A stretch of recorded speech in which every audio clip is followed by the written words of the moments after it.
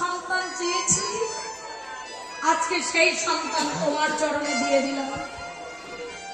তুমি নাও প্রভু, তুমি নাও। মায়ার বাঁধনে বেঁধেছিল বালুচরে খেলা,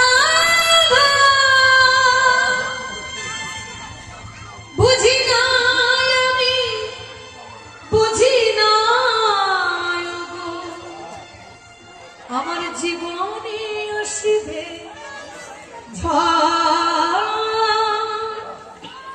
চলে গেলে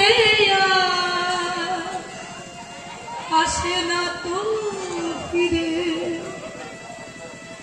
এই তো ভাবে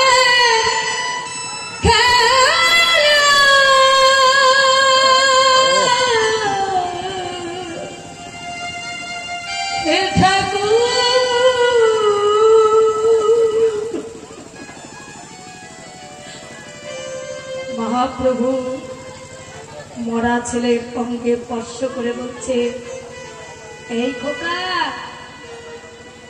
কৃষ্ণ দাস, ও কৃষ্ণ দাস, ওঠো ওঠো, একবার ওঠ বাপ, ওঠ, একবার আমার দিকে তাকা বাপ। মহাপ্রভু যেই না স্পর্শ করেছে, কৃষ্ণ দাসের ভেতরে আবার প্রাণ সঞ্চার হলো। হরি বল। কৃষ্ণ দাসের ভেতরে প্রাণ সঞ্চার হলো। কৃষ্ণ দাস নয়ন ভরে আমার গহ্বরের দিকে তাকিয়ে আছে। প্রভু, তুমি আমাকে ডাকছো? এই অসময়ে অবেলায় কোথায় চলেছিস? আর তোকে হারিয়ে তোর বাবা, তোর মা কিভাবে কাঁদছে একবার চেয়ে দেয়। একবার বাবার দিকে তাকায়, একবার মায়ের দিকে তাকায়।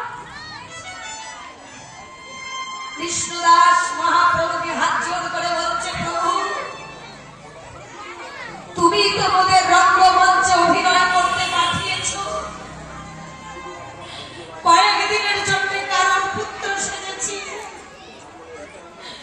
এখন তো আমার ঘরে যাবার বেলা, এখন তো ঘরে যাবার সময়। যাবি কিরে?